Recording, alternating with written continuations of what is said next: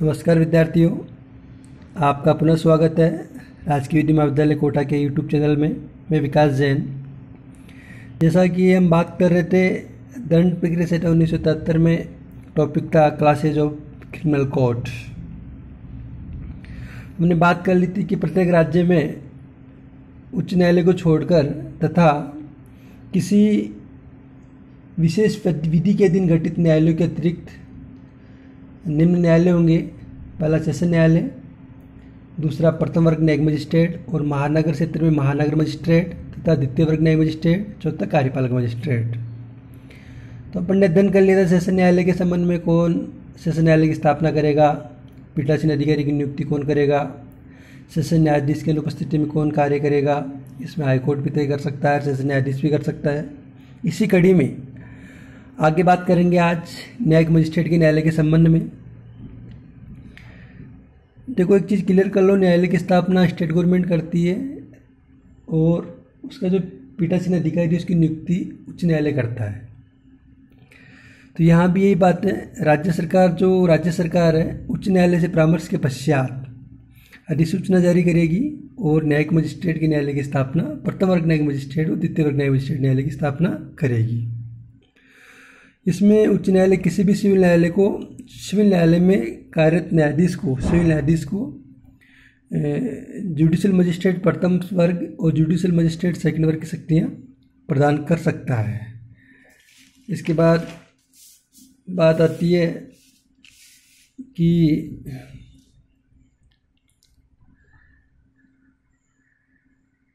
प्रत्येक उच्च न्यायालय प्रत्येक जिले में किसी न्यायिक मजिस्ट्रेट प्रथम वर्ग को मुख्य न्यायिक मजिस्ट्रेट नियुक्त कर सकता है। कौन करेगा? उच्च न्यायालय। किसे करेगा? न्यायिक मजिस्ट्रेट प्रथम वर्ग को। किसके लिए करेगा? प्रत्येक जिले में। क्यों करेगा? मुख्य न्यायिक मजिस्ट्रेट नियुक्त करने के लिए। इनमें से ही एक व्यक्ति को, एक न्यायिक मजिस्ट्रेट को अपर मुख्य न्यायिक मजिस्ट्रेट नियुक्त करेगा। अपर जिसे एसीजेएम बोलते हैं, इसे सीजेएम बोलते हैं। इस एसीजेएम को वो सब शक्तियाँ होगी जो मुख्य न्यायिक मजिस्ट्रेट की, अर्थात इस एसीजेएम को वो सब पावर्स होंगे जो सीजेएम के पास होते हैं और जैसा उच्च न्यायालय निर्देश दे। जहाँ कहीं अगर उपखंड न्यायिक मजिस्ट्रेट की व्यवस्था होगी तो उपखंड के लिए उच्च न्यायालय उपखंड न्यायिक मजिस्ट्रेट की भी नियुक्ति करेगा और वो उपखंड न्यायिक मजिस्ट्रेट कहलाएगा। ठीक है। उसके बाद बात करते हैं कि विशेष न्यायिक मजिस्ट्रेट। कई बार क्या होता है सर कि केंद्र सरकार और राज्य सरकार उच्च न्यायालय से अनुरोध करती है कि आप विशेष मामले को सुनने के लिए या विशेष एरिया में किसी एक विशेष न्यायिक मजिस्ट्रेट की नियुक्ति की जाए। तो इसमें क्या करता है उच्च न्यायालय, उस व्यक्ति को विशेष न्यायिक मजिस्ट्रेट नियुक्त करता है जो सरकार के अधीन पद धारण करता है तथा उच्च न्यायालय के नियमों के अनुसार विधिक योग्यता तथा अनुभव रखता है। अब क्वेश्चन उठता है कि उस विशेष न्यायिक मजिस्ट्रेट के पास कौन सी शक्तियाँ होगी।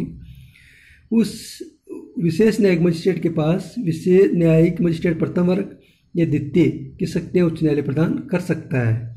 इस विशेष न्यायिक मजिस्ट्रेट की पदावधि अधिकतम एक बार में 1 वर्ष होगी। तो एक चीज़ क्लियर हो गई कि विशेष न्यायिक मजिस्ट्रेट की नियुक्ति कौन करेगा? उच्च न्यायालय। कब करेगा? जब केंद्र सरकार या राज्य सरकार उच्च न्यायालय से प्रार्थना करे।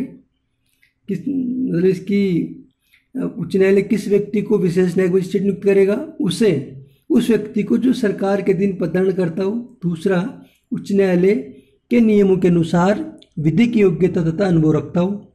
इसकी शक्तियाँ क्या होगी? वही जो जुडिशल फर्स्ट के पास होगी, जुडिशल मजिस्ट्रेट के पास, या सेकंड के पास होगी। इसकी पदावधि अधिकतम एक बार में 1 वर्ष होगी। उसके बाद बात करते हैं जितने भी न्यायिक मजिस्ट्रेट हैं ये सब उच्च न्यायालय के नियंत्रण में रहेंगे और जो मुख्य न्यायिक मजिस्ट्रेट होगा वो अपने जिले की स्थानीय सीमाएं परिनिश्चित कर सकता है। सामान्यतः जो न्यायिक मजिस्ट्रेट है उनको शक्ति पूरे जिले में होती है। ठीक है। और जो विशेष न्यायिक मजिस्ट्रेट होता है उसका स्थानीय क्षेत्राधिकार अपनी बैठक करेगा जिसके लिए वह स्थापित है। मतलब विशेष न्यायिक मजिस्ट्रेट का जो एरिया एक लिमिटेड एरिया है उसमें अपनी बैठक करेगा, जबकि मुख्य न्यायिक मजिस्ट्रेट है उसको वो संपूर्ण जिले का मुख्य न्यायिक मजिस्ट्रेट जिले में एक ही होता है, ठीक है, सीमाएं परिनिश्चित करेगा और ये सब उच्च न्यायालय के नियंत्रण में रहेंगे।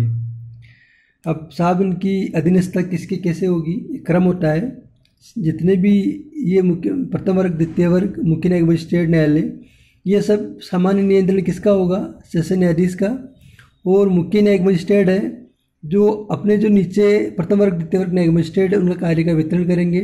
एक बार जेलों में 2013 की एक वैकेंसी में क्वेश्चन भी आया था कि प्रथम वर्ग न्यायिक मजिस्ट्रेट या ऑब्लिक प्रथम वर्ग न्यायिक मजिस्ट्रेट किसके अधीनस्थ होता है, तो इसका राइट आंसर यही है कि वह मुख्य न्यायिक मजिस्ट्रेट के अधीनस्थ होता है, ठीक है। उसके बाद बात करते हैं महानगर क्षेत्र की। तो महानगर क्षेत्र में भी वही प्रोसेस है कि राज्य सरकार अधिसूचना जारी करेगी उच्च न्यायालय के परामर्श के बाद, और महानगर क्षेत्र में मजिस्ट्रेट के न्यायालय स्थापित करेगी राज्य सरकार, और पीठासीन अधिकारी की नियुक्ति करेगी उच्च न्यायालय। उस पीठासीन अधिकारी की शक्तियाँ महानगर क्षेत्र में सर्वत्र होगी, क्योंकि महानगर क्षेत्र में ही महानगर मजिस्ट्रेट की नियुक्ति होती है। इसी प्रकार आगे जो वो महानगर मजिस्ट्रेट है उनमें से एक को उच्च न्यायालय मुख्य महानगर मजिस्ट्रेट नियुक्त करेगा और एक को अपर मुख्य महानगर मजिस्ट्रेट नियुक्त करेगा।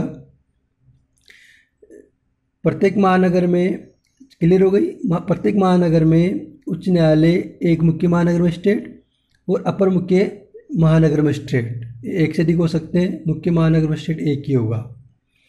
इसी तरह सेक्शन 18 में विशेष महानगर मजिस्ट्रेट, जिस प्रकार स्टेट सामान्य शहरों में उच्च न्यायालय वो केंद्र सरकार राज्य सरकार अनुरोध करेगी विशेष क्षेत्र के लिए विशेष कार्य के लिए, उसकी पदावधि भी 1 वर्ष होगी। किसे नियुक्त किया जाएगा, जिसे विधि का सरकार जो सरकार के अधीन पदधारण करता हो और उच्च न्यायालय के नियमानुसार उसे विधि की योग्यता और अनुभव रखता हो, वो विशेष महानगर मजिस्ट्रेट कहलाएगा।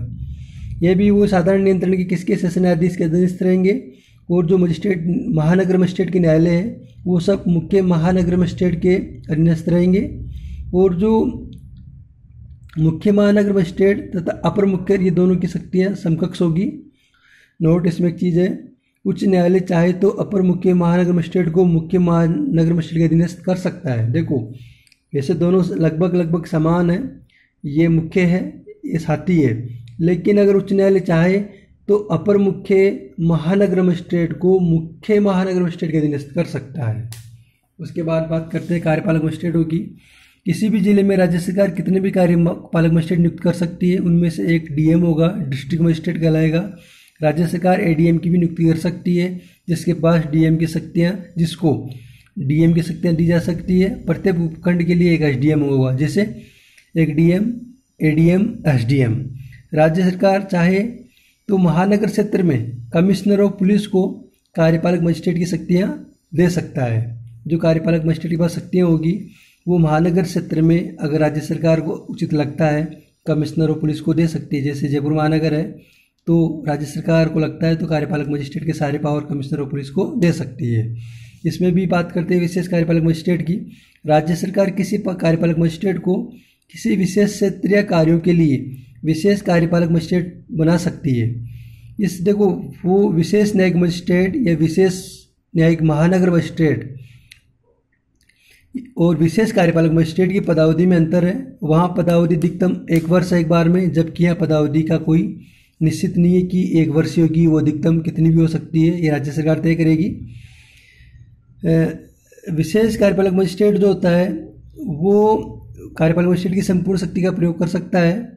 विशेष कार्यपालक मजिस्ट्रेट की समय सीमा निहित नहीं है, राज्य सरकार चाहे जितनी अवधि के लिए बना सकती है। अब सामान्य से वही है, जिला मजिस्ट्रेट समय समय पर स्थानीय सीमाएं निर्धारित करेगा। सामान्यतः कार्यपालक मजिस्ट्रेट की सभी शक्तियां उस जिले में होगी और ये सब जिला मजिस्ट्रेट के अधीनस्थ होंगे। उसके बाद आएगा एसडीएम, उसके बाद ईए मतलब कार्यपालक मजिस्ट्रेट। एडीएम इसके समकक्ष होता है डीएम के। तो अधीनस्थता में ये होगा कार्यपालक मजिस्ट्रेट एसडीएम के, एसडीएम डीएम के, ठीक है।